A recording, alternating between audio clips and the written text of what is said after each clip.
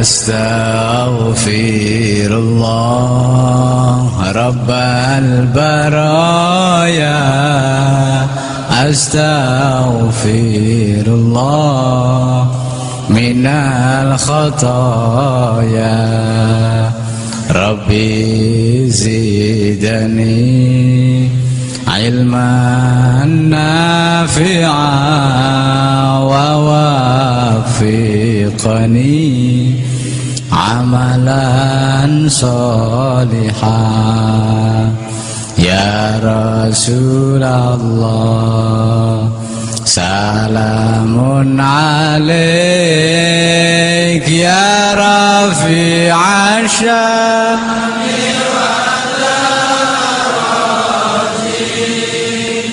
عطفة يا جيرة العالم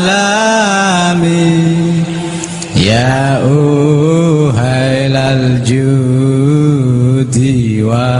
والكرم يا أهيل الجود والكرم.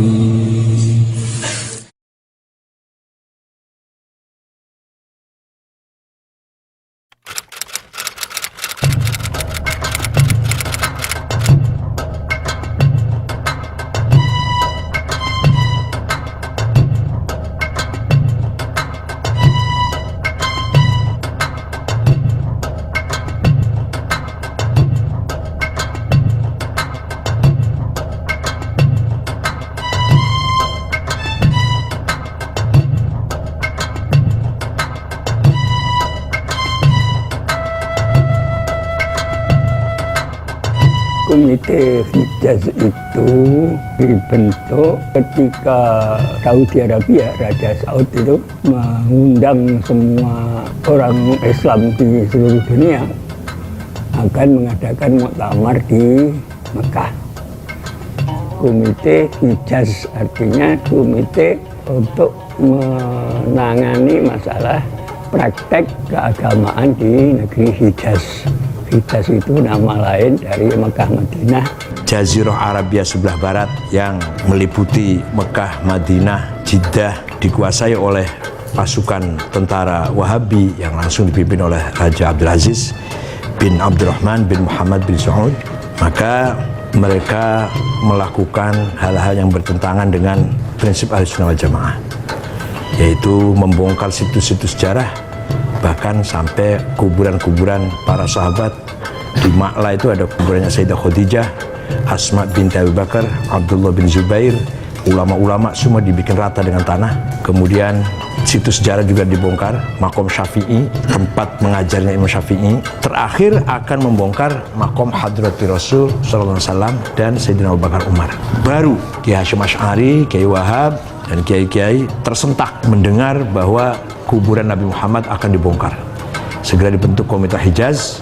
Saudi Arabia di bawah kekuasaan Muhammad bin Abdul Wahab menerapkan pemerintahan dan menerapkan Islam menurut paham Wahabi. Yang boleh hidup hanya mazhab Wahabi, mazhab 4 tidak boleh. Yang itu tidak cocok, bahkan dianggap berbahaya oleh para pemimpin Islam Indonesia, kiai-kiai di Indonesia. Jadi kiai-kiai di Indonesia ingin menyampaikan hal ini kepada Raja Saudi Arabia. Nah, maunya kiai-kiai ini nunut delegasi ke muktamar khilafah di Mekah itu.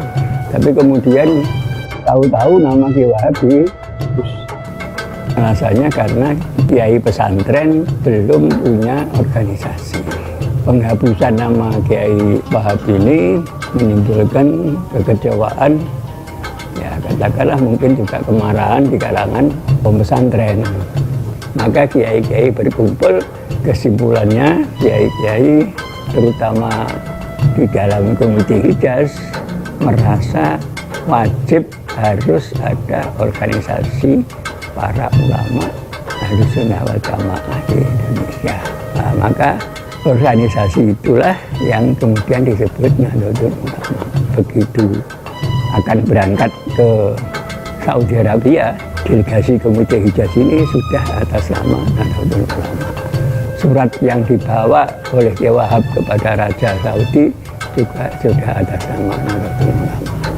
Berangkat ke Jeddah, diterima oleh Raja Abdul Aziz, menyampaikan salam umat Islam seluruh negeri Jawa, dan memohon satu, para tamu Allah baik yang umroh maupun yang haji selama berada di Mekah, Madinah, Jeddah diberi kebebasan beribadah sesuai dengan mazhabnya masing-masing. Yang kedua, imam dan khotib Masjidil Haramain digilir. Misalkan satu minggu ini bermadzhab Hanafi, minggu depan mazhab Maliki, minggu depan mazhab Syafi'i, minggunya lagi mazhab Hambali. Yang ketiga, mohon dengan sangat makom hadrati Rasul sallallahu alaihi wasallam dan Abu Bakar Umar jangan dibongkar. Yang dikabulkan cuma yang satu ini yang dikabulkan. Yang khutbah digilir dan kebebasan cara beribadah itu tidak dikabulkan.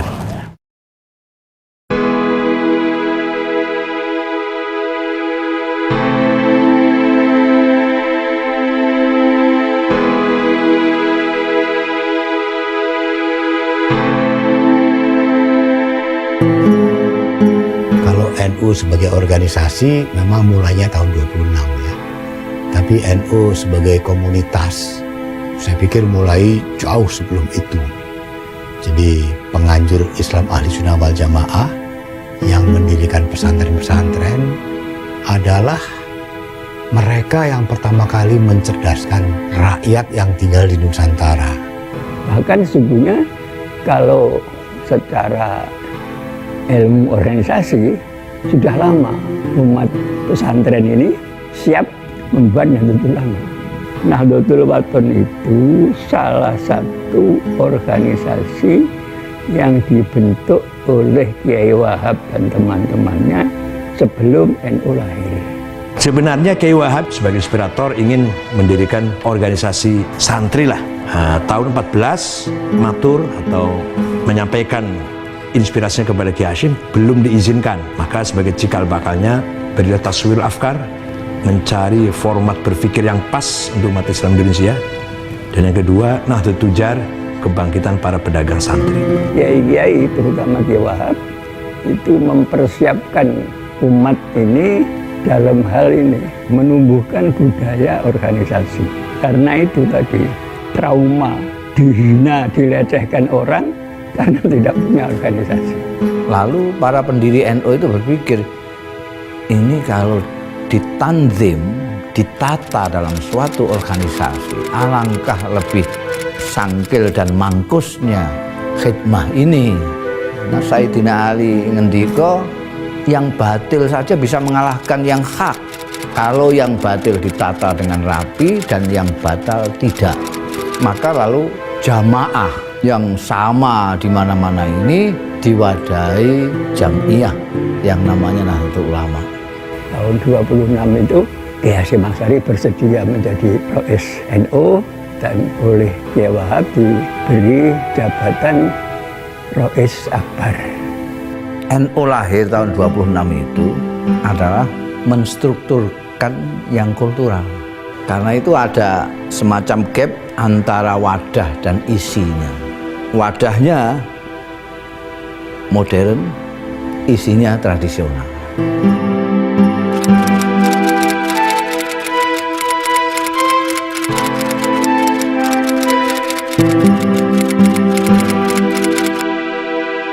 Konon asasi itu bahasa Indonesianya anggaran dasar.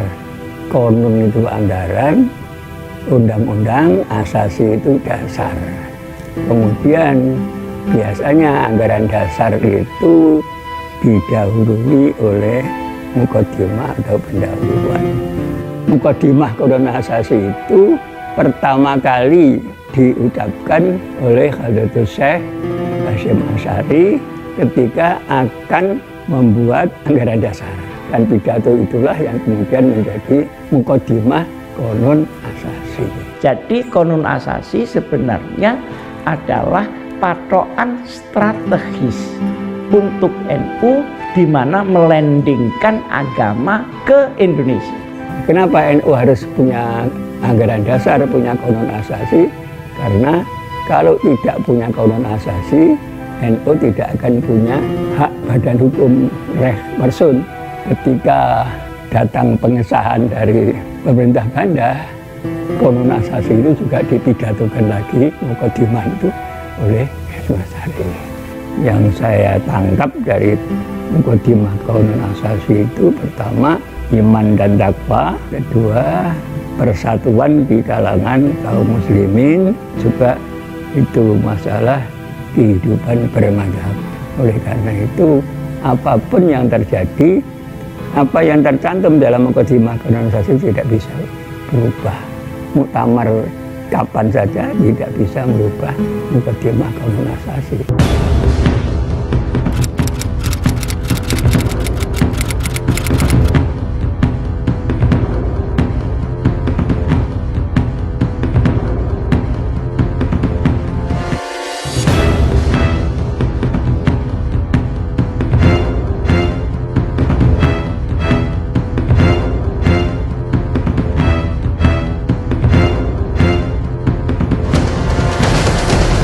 Peran NU tidak bisa diragukan, sangat besar sekali. Para ulama, para kiai bersama masyarakat yang taat kepada kiai sangat-sangat anti dengan penjajah. Beberapa kiai banyak sekali menjadi pahlawan yang tidak dikenal, yang berkorban dengan jiwanya melawan penjajah Belanda itu. NU yang dipimpin oleh Hadratus Syekh dan kiai-kiai sepuh pada waktu itu menanamkan kepada orang NU seperti halnya kiai-kiai pesantren menanamkan kepada santri-santrinya bahwa kita itu orang Indonesia yang beragama Islam, bukan sekedar orang Islam yang kebetulan di Indonesia. Sehingga kalau ada sesuatu yang mengancam Indonesia, otomatis sebagai orang Indonesia tidak usah disuruh siapa-siapa, tidak usah ditanya kontribusi segala macam, itu rumah-rumahnya sendiri. Kiai-kiai yang kemudian membentuk NU ini sejak sebelum terbentuknya NU sudah punya budaya melawan penjajahan, itu sudah ada. Ini saya rasakan sendiri sebagai orang yang pada saat-saat pergerakan itu. Saya waktu itu sedang mondok di Tebu Ireng. Bagaimana suasana santri Tebu Ireng menghadapi perlawanan terhadap penjajahan. Ini salah satu bukti bagaimana para kiai itu memusuhi penjajahan, melawan penjajahan dengan caranya sendiri. Dan sebelum ada Budi Utomo, sebelum ada macam-macam.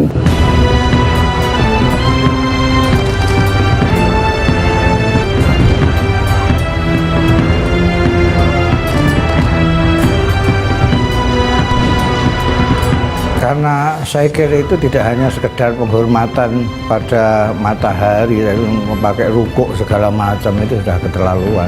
Dan niatnya memang niat nyembah dewa matahari kan. Ki Hasyim Asy'ari sendiri pernah ditahan 1 bulan oleh Jepang karena menolak keluar dari tahanan, tangan kanannya mati, tangan kanannya sudah tidak bisa bergerak. Mungkin dalam Kongres Pemuda peran kita tidak signifikan. Tapi menjelang mendirikan negara, beberapa tokoh NU ikut di dalam BPUPKI dan PPKI. Kalau dilihat dari jumlah mungkin tidak banyak ya, karena secara resmi berperan di BPUPKI itu kan Kiai Maskur dan Kiai Wahid Hasyim ya. Kemudian di PPKI mungkin hanya Kiai Wahid Hasyim yang berperan, karena dari 61 menjadi 17, lalu ditambah anggota baru kira-kira 20, sisanya yang anggota BPUPKI itu tidak semuanya masuk ke PPKI. Cuma kalau dilihat dari sudut substansi dan dampaknya bagi pembangunan bangsa atau berdirinya sebuah bangsa dan negara itu sangat besar. Yang menonjol adalah Pak Wahid Hasyim yang duduk di dalam Panitia 9 yang merumuskan pembukaan Undang-Undang Dasar. Jadi perannya cukup besar menurut saya. Karena dari sudut substansi itu NU tentu memberikan sumbangan-sumbangan bagi perumusan dasar negara yang kemudian menjadi Pancasila. Di dalam BPUPKI yang memperdebatkan dasar negara tanggal 29 Mei sampai dengan 1 Juni, itu NU juga ada di dalamnya dan ikut di dalam perdebatan sehingga deadlock pada tanggal 1 Juni. Kemudian pada tanggal 22 Juni ada Piagam Jakarta. Di situ dari 9 orang terpilih ada satu orang yang bernama Kiai Wahid Hasyim mewakili golongan Islam. Nah, itu dampaknya terhadap ideologi negara. Sumbangan NU itu sangat signifikan. Proklamasi kami bangsa Indonesia dengan ini menyatakan kemerdekaan Indonesia. Hal-hal yang mengenai pemindahan kekuasaan dan lain-lain diselenggarakan dengan cara saksama dan dalam tempo yang sesingkat-singkatnya. Jakarta, 17 Agustus 1945, atas nama bangsa Indonesia, Soekarno, Hatta.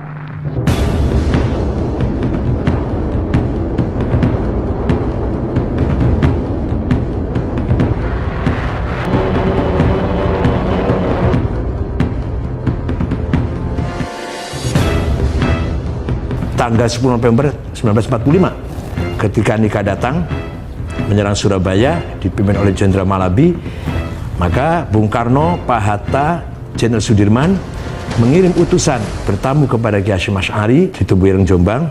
Bung Karno menanyakan hukumnya membela tanah air, bukan bela Islam, membela tanah air.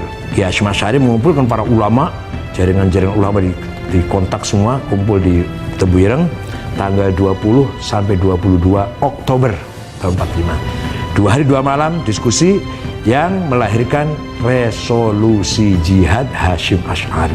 Singkatnya, mempertahankan hak tanah air melawan penjajah, hukumnya fardhu ain, wajib, seperti wajibnya sholat, seperti hukum wajibnya sholat. Penduduk Surabaya dan sekitarnya radius 80 km harus melawan dengan senjata, yang di luar radius kilometer harus mendukung dengan apa saja. Bung Tomo sowan Hadratus Syekh Hasyim Asy'ari. Karena itu Hadratus Syekh mengeluarkan fatwa jihad ketika ada sekutu mau masuk ke Indonesia. Kenapa? Karena itu mau menyerang rumahnya. Di lapangan, Kiai Wahab yang sebagai komandan umum mengambil tempat di sebuah rumah di desa Siwalkerto. Di lapangan, Kiai Abbas dari Cirebon dan Kiai Maskur dari Malang, itu yang sebagai komandan lapangan. Yang mimpin di 10 November itu antara lain ada Kiai Abbas dari Buntet. Jadi yang perlaya pada saat kejadian itu yang banyak ya santri-santri. Santri-santri.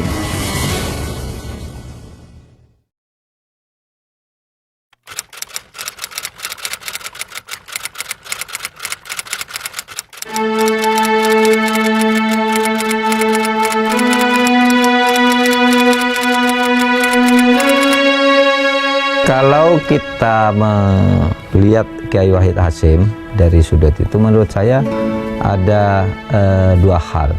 Pertama, ketika beliau memperjuangkan garis politik. Yang kedua, ketika melaksanakan keputusan politik. Nah, ketika memperjuangkan garis politik, sangat jelas sekali Kiai Wahid Hasyim ini memperjuangkan nilai-nilai Islami dalam kehidupan bernegara dengan pendirian yang kokoh. Bahkan kemudian menjadi salah satu tokoh penting ketika misalnya Kiai Wahab Hasbullah itu karena persoalan pandangan keagamaan dan kenegaraan itu menjadikan NU sebagai partai sendiri yang terpisah dari Masyumi, dan itu diikuti oleh Kiai Wahid Hasyim sebagai perjuangan. Nah, tetapi ketika Kiai Wahid Hasyim ini kemudian menjadi pelaksana keputusan-keputusan politik dan duduk di pemerintahan, itu tampak jelas bahwa ini orang yang sangat pluralistis, penganut paham pluralisme, paham kebangsaan yang sangat kokoh.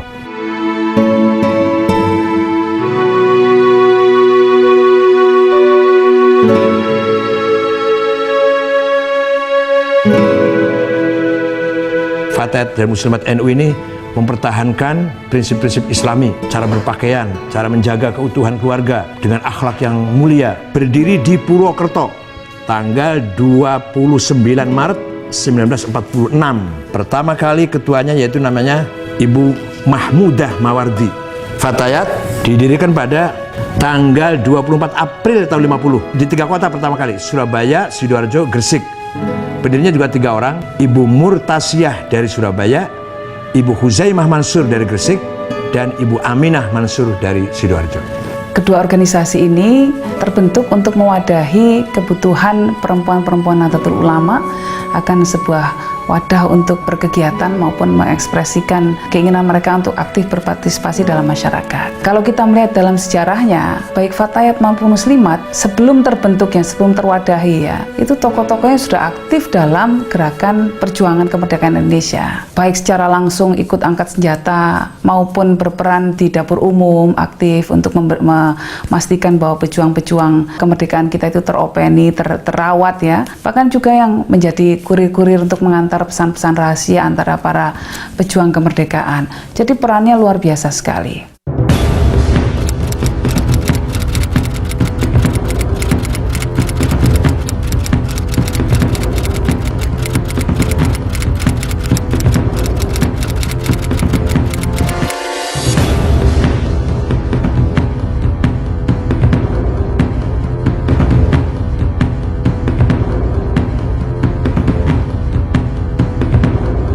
NU banyak tersinggung karena kiai-kiai NU sering tidak diajak bicara, diajak berembuk oleh tokoh-tokoh yang non-NU. Akhirnya NU keluar dari Masyumi dan menjadi partai sendiri. Tidak taunya Tuhan yang ngatur. Tidak lama terjadi PRRI, pemberontakan PRRI yang banyak sekali tokoh-tokoh Masyumi non-NU terlibat. Seandainya NU tidak keluar dari Masyumi, ikut dibubarkan.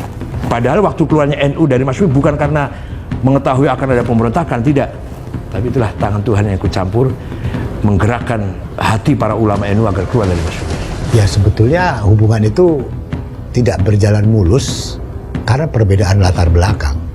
Kebanyakan tokoh-tokoh Masyumi adalah berpendidikan barat, menjadi intelektual dan menganggap enteng para ulama NU yang sebetulnya tidak kalah dari mereka. Karena adanya ketidaksesuaian pendapat dengan tokoh-tokoh dalam Masyumi, maka ulama-ulama NU mendirikan partai dan akhirnya menjadi pemenang ketiga dari pemilu. Dalam kurun itu yang menonjol adalah pemberian gelar Waliul Amri Daruri Bisyaukah kepada Presiden Soekarno yang dilandaskan dengan ketentuan-ketentuan di dalam fikih. Orang-orang yang tidak paham fikih menganggap itu upaya menjilat Bung Karno, padahal sama sekali jauh dari itu. Nah, ketika itu NU masih memperjuangkan Islam menjadi dasar negara yang dilakukan di dalam waktu 56 sampai 59 di dalam Majelis Konstituante.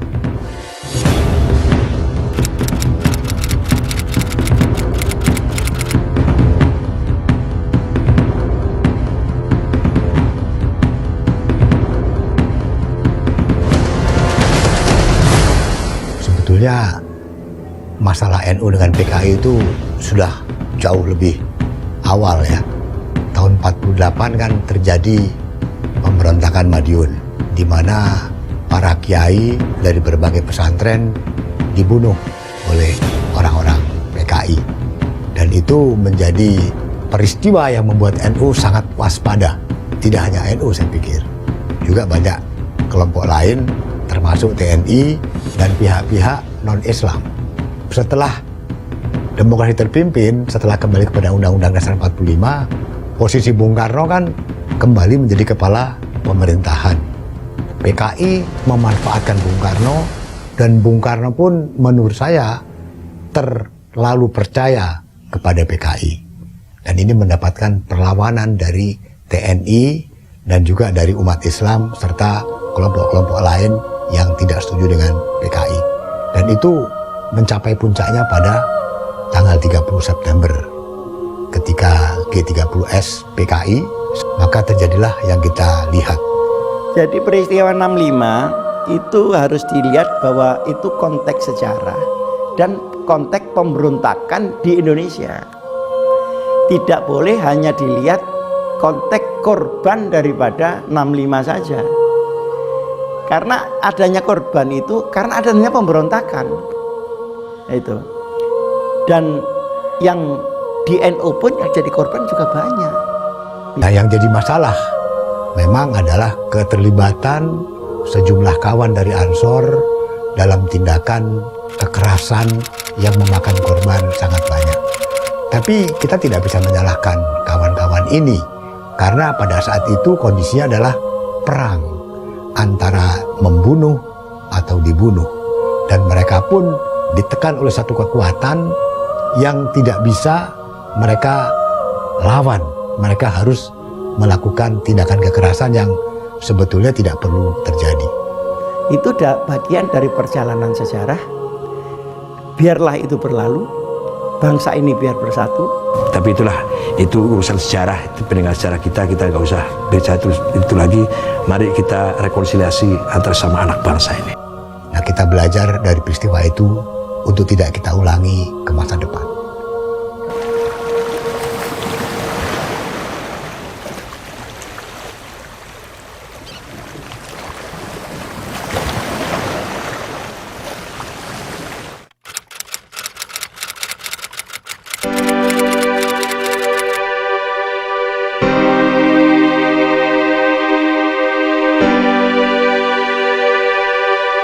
Ketika itu tokohnya yang terkenal Pak Subhan dengan Pak Syekhu ngotot ingin pemilu luber langsung bebas rahasia dengan keyakinan NU akan menang, minimal akan menunjukkan kekuatan NU lah.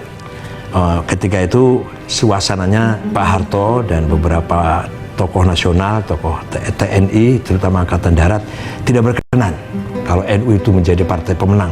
Maka dari Sekber Golkar, sekretariat bersama golongan karya yang di situ juga ada Pak Subhan di situ. Kemudian dijadikan kendaraan, tidak mengatakan itu partai, tapi itu golongan karya, dan golongan karyalah yang harus menang. Kalau menurut saya, dulu itu ada kekuatan sosial politik di Indonesia itu ada 6. PNI, Masumi, PKI, NU, militer. Setelah Bung Karno tidak ada, PNI tidak ada, Masumi tidak ada, PKI tidak ada, tinggal 2. Tentara bikin Golkar. Maka yang dijeleng-jeleng, yang ditekan-tekan itu NU. Pemilu pertama tahun 71 sudah diperlakukan begitu kejam, NU masih eksis. NU menjadi sasaran dari pemerintah Orde Baru pada pemilu tahun 71 dan seterusnya. Hal itu terjadi karena pemerintah masih menganggap NU masalah, ancaman, karena masih menginginkan negara berdasar Islam. Karena itu lalu dilakukan segala macam upaya, termasuk akhirnya dibonsaikan dalam P3. Dan betul-betul NU waktu itu sudah menjadi kecil secara politik. Ya itulah sejarah perjalanan bangsa kita. Kita tidak usah mengungkit-ungkit itu ke belakang. Kita maafkan, tapi tidak bisa dilupakan. Atas nama pimpinan Majelis Permusyawaratan Rakyat, saya sampaikan selamat bersidang, selamat bermusyawarah. Semoga Allah Subhanahu wa Ta'ala senantiasa melimpahkan taufik dan hidayahnya kepada kita sekalian dalam rangka usaha pembangunan bangsa dan negara Republik Indonesia.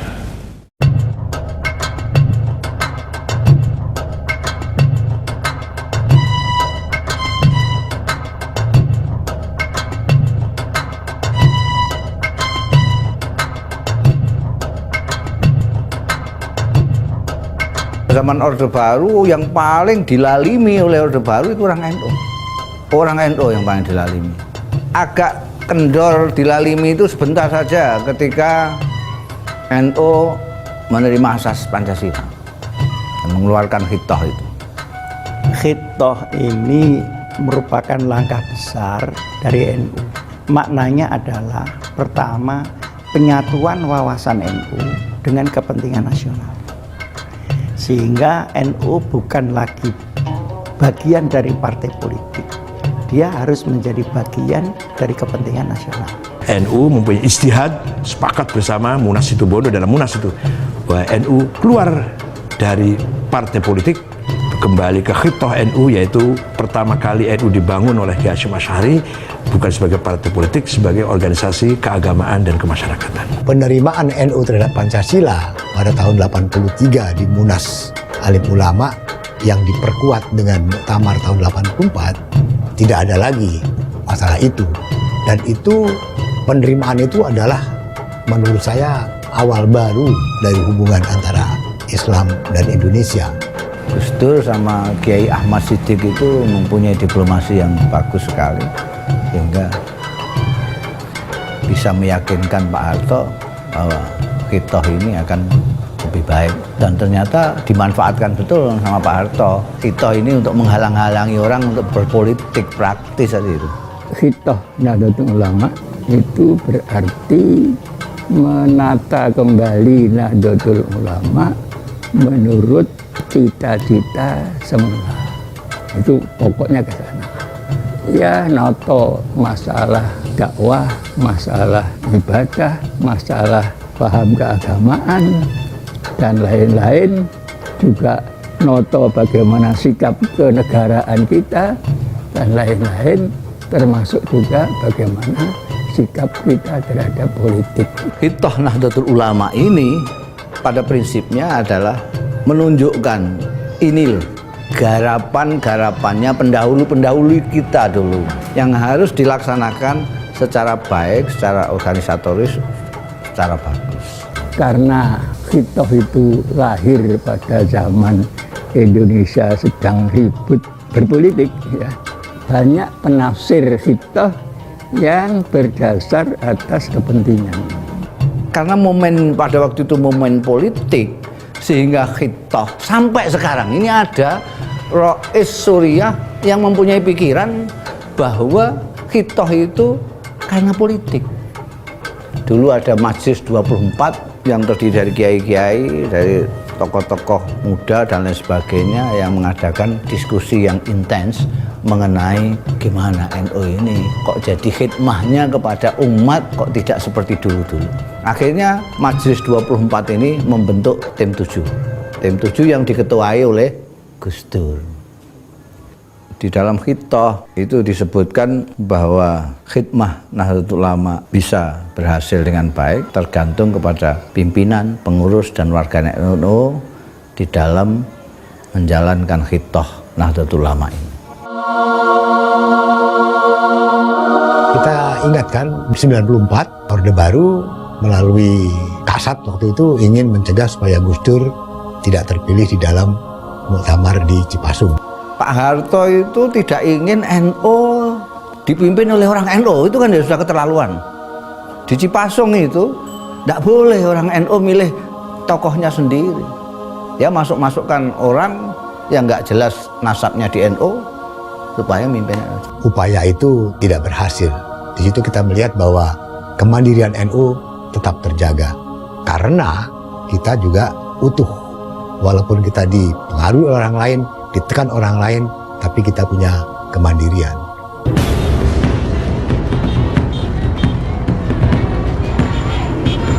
Selama Orde Baru, P3 tidak pernah dipimpin oleh orang NU.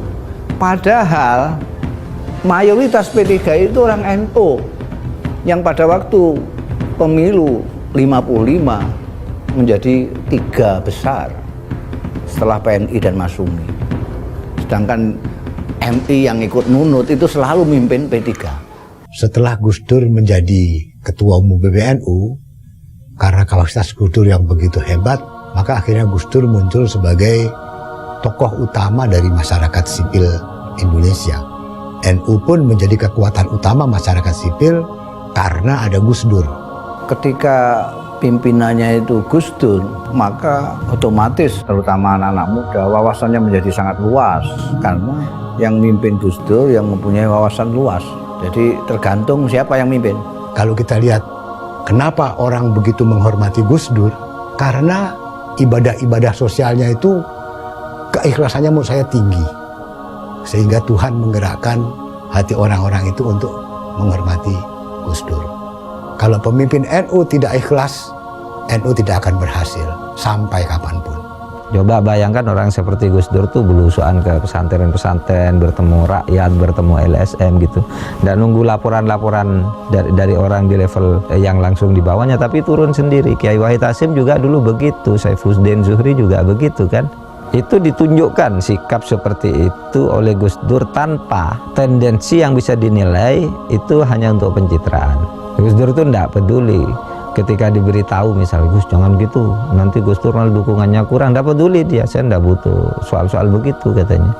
Mau didukung, mau tidak, terserah saja, saya tidak butuh percitraan apa, pokoknya ini jalan. Maka terjadilah apa yang sudah kita lihat kan, bahwa Gus Dur menjadi ujung tombak dalam menghadapi Pak Harto dan pemerintah Orde Baru yang berujung kepada peristiwa reformasi. Tanpa peran Gus Dur, tanpa peran NU pada saat itu, tidak akan terjadi seperti yang kita lihat. Atau terjadi pun pasti mundur waktunya. Reformasi ini dimulai dari Ciganjur, di rumahnya Gus Dur, dihadiri oleh tokoh lain yaitu Pak Amin Rais, Ibu Megawati, dan Sri Sultan Hamengkubuwono. Itulah awal mula reformasi yang sebenarnya.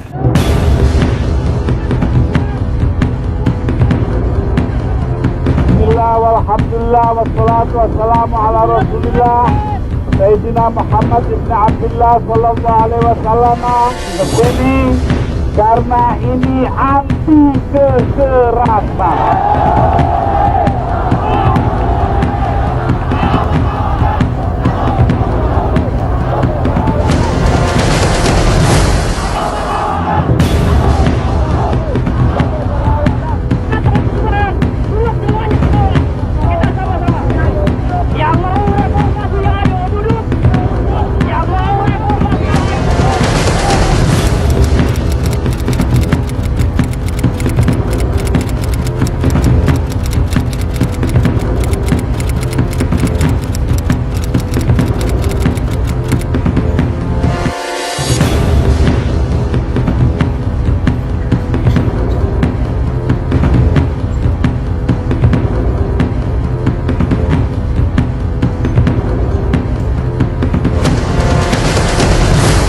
Saya memutuskan untuk menyatakan berhenti dari jabatan saya sebagai Presiden Republik Indonesia .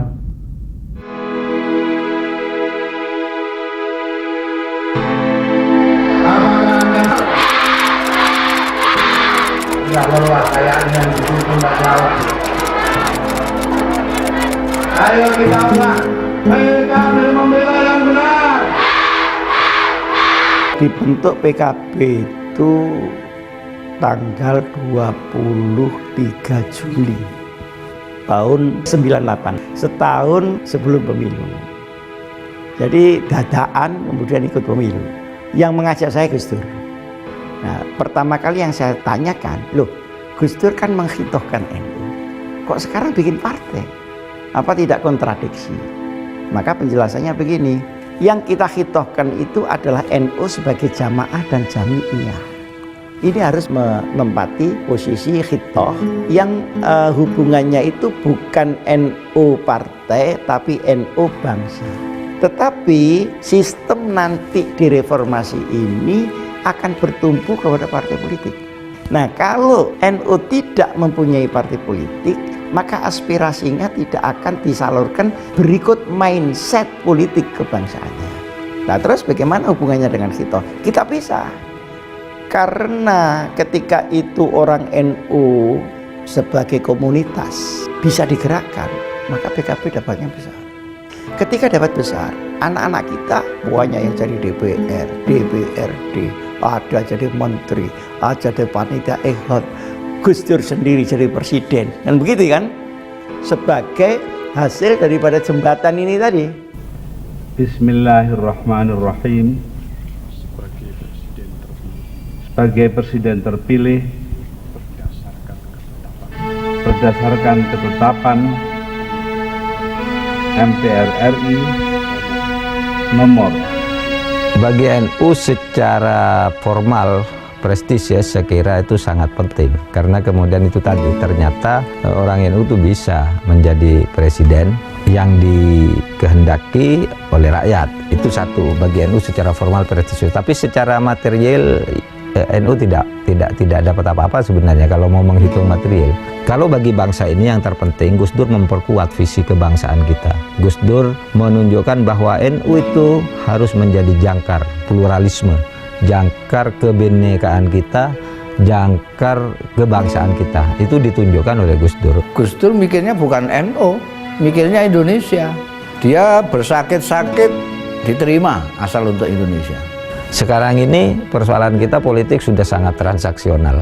Pokoknya Anda ingin dapat ini harus melakukan ini. Itu beda dengan yang dilakukan Gus Dur dulu. Dulu Gus Dur ditawari, Gus Dur mau selamat asalkan melakukan ini. Tapi Gus Dur tolak. Tidak, kata Gus Dur, demokrasi itu bukan pasar. Demokrasi itu bukan bertukar-menukar begitu. Saya sering ceritakan kan, Gus Dur ketika mau jatuh, itu sudah ditawari, Gus Dur Anda tidak akan jatuh asal mau mengganti menteri. Kan gampang, seorang presiden ingin selamat, sudahlah ganti menteri, dia memang bisa mengganti. Tapi Gus Dur bilang, tidak, demokrasi itu bukan pasar. Oleh karena demokrasi bukan pasar, kalau minta saya sebagai presiden mengganti menteri atas perintah partai politik, maka saya melanggar konstitusi, maka saya lebih baik tunduk kepada konstitusi, kata Gus Dur. Tidak apa-apa saya jatuh, dan itu yang terjadi. Gus Dur, you are still our president.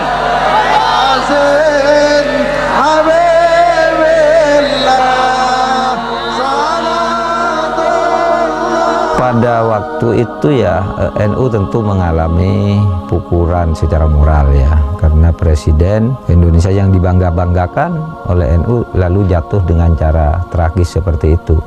Tetapi orang NU juga harus bangga ketika Gus Dur ternyata memberi contoh bahwa negara yang begitu besar dengan presiden yang begitu banyak dukungan dijatuhkan di dalam sebuah proses politik, tetapi tanpa korban darah sedikit pun.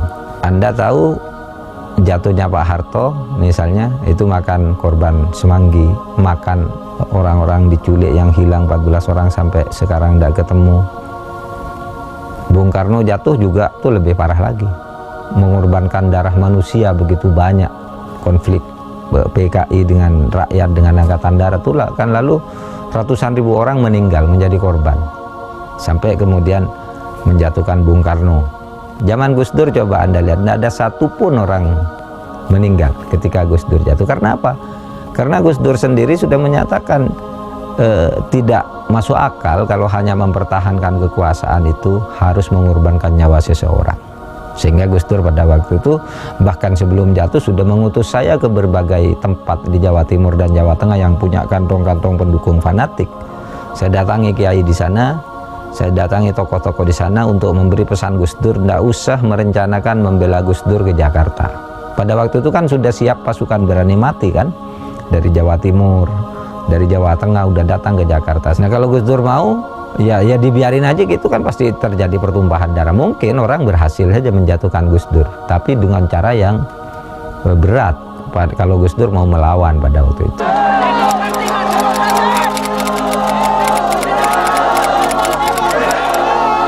Saya akan tetap memimpin perjuangan moral menegakkan kebenaran.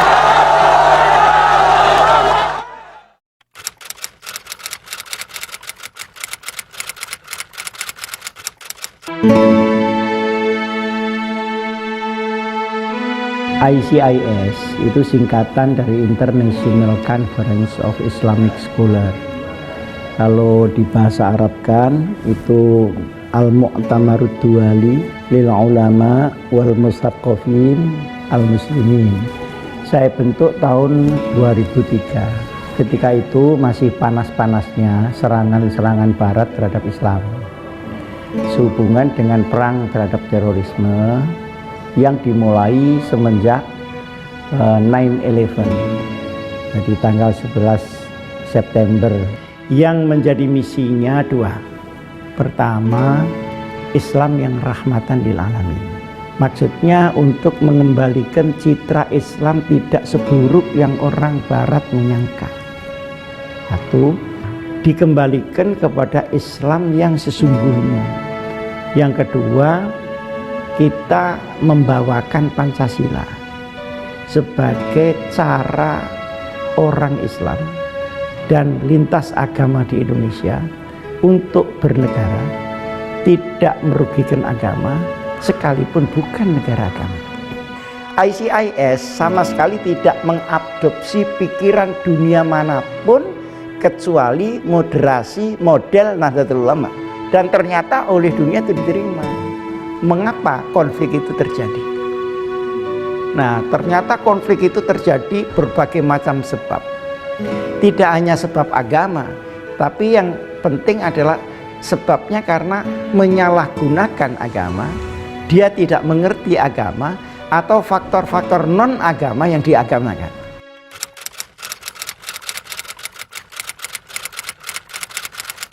Ada seorang pemimpin pergerakan nasional Indonesia, adalah Dr. Sutomo, yang ikut mendirikan Budi Utomo. Beliau mengatakan pesantren adalah konservatorium patriotisme dan nasionalisme Indonesia. Andai kata tidak ada pesantren, andai kata tokoh-tokoh Indonesia hanya mendapatkan pendidikan barat, kiranya sulit mengajak mereka untuk memperjuangkan kemerdekaan Indonesia. Semangat memperjuangkan Indonesia itu sangat didukung oleh pesantren-pesantren. Nasionalisme itu sangat erat hubungannya dengan Nahdlatul Ulama, dan terakhir lagi ya kita bisa melihat tahun 83-84 itu waktu Situbondo dengan pernyataan bahwa republik ini adalah final ya. Jadi itu satu pengakuan bentuk final dari republik. Ini sesuatu yang cukup luar biasa yang disumbangkan oleh NU.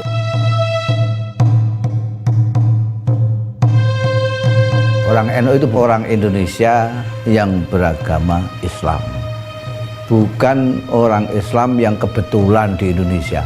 Orang NU itu bukan turis, tapi dia tuan rumah, sehingga dia tahu di Indonesia ini isinya apa saja. Isinya Bhinneka Tunggal Ika, isinya macam-macam, beragam orang.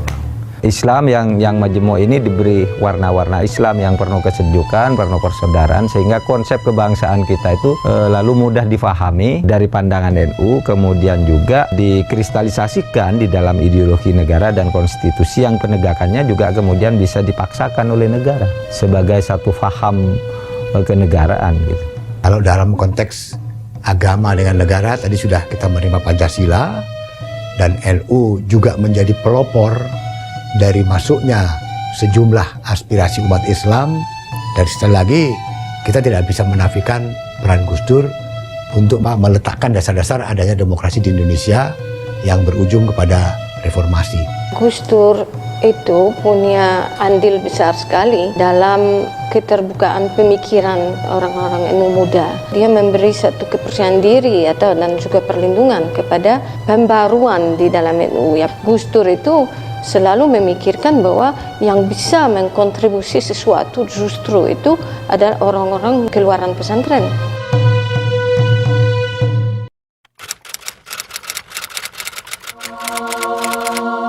Proses regenerasi yang saya ketahui sih mengalir saja ya, sesuai dengan kebutuhan zamannya. Jadi kita melihat banyak sekali tokoh-tokoh NU yang kemudian memainkan peran baik dalam komunitas NU sendiri maupun dalam kancah nasional dan kemudian juga bahkan kancah internasional. Saya rasa tokoh-tokoh yang selama ini kita saksikan berperan besar dalam berbagai bidang memang juga adalah cerminan dari strategisnya posisi NU di tengah-tengah masyarakat saat ini. Rata-rata warga NU itu kan sudah dibekali dengan pengetahuan yang sangat komprehensif mengenai masalah kebangsaan terutama. Jadi pemahamannya biasanya sangat komprehensif. Ketika kemudian bangsa ini membutuhkan sumbangsi dari mereka, siap mereka untuk mengisi ruang-ruang di kancah publik. Kita harapkan regenerasi ini lancar dengan baik sehingga NU akan selalu eksis sampai ila yaumil qiyamah insyaallah. Kita sudah berusaha ada pengkaderan, di samping pesantren juga itu tempat pengkaderan yang paling efektif. Maka bagi saya pribadi ya, peran anak-anak muda NU itu adalah harus memastikan bahwa mereka bisa mengerek, bisa mendorong agar globalisasi ini menjadi sebuah hal yang positif yang membawa maslahah terutama bagi tingkat akar rumput.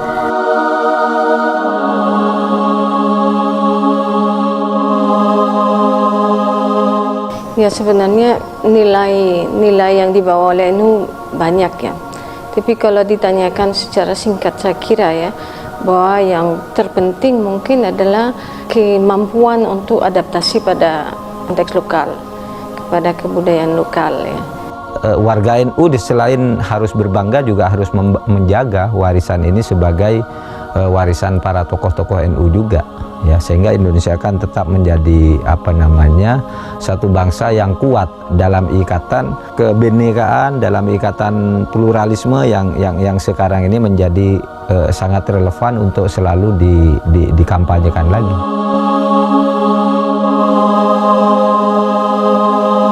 Kita ingin menjadikan Indonesia mutamaddin, Indonesia beradab, Indonesia berkeadilan, yang sejahtera, umat Islam yang cerdas, berkecukupan, bermartabat, disiplin, toleran, menjunjung tinggi perbedaan. Itulah namanya mutamaddin atau Madinah. Jadi kedepannya menurut saya peran kesejarahan NU adalah menjadi kekuatan utama masyarakat sipil untuk memperjuangkan demokrasi ekonomi. Kalau dalam era Gus Dur dulu NU melawan pemerintah karena pemerintahnya memang harus dilawan, maka kedepannya NU harus menjadi mitra pemerintah dalam mewujudkan demokrasi ekonomi.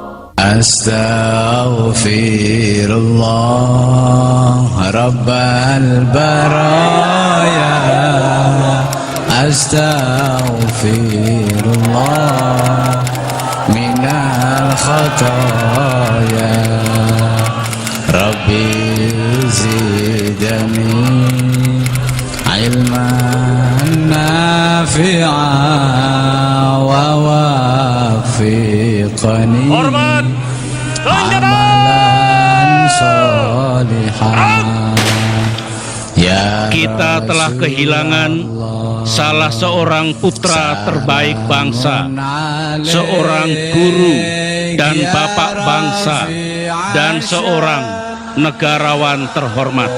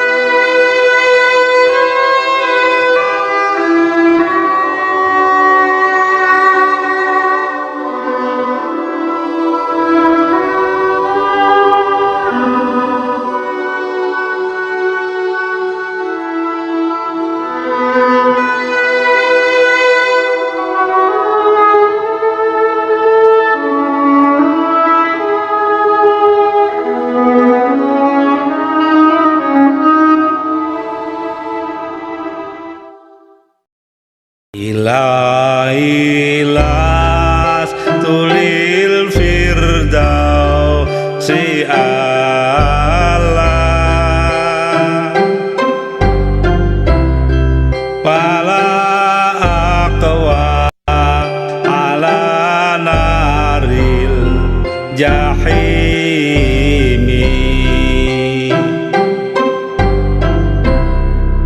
pahabali bata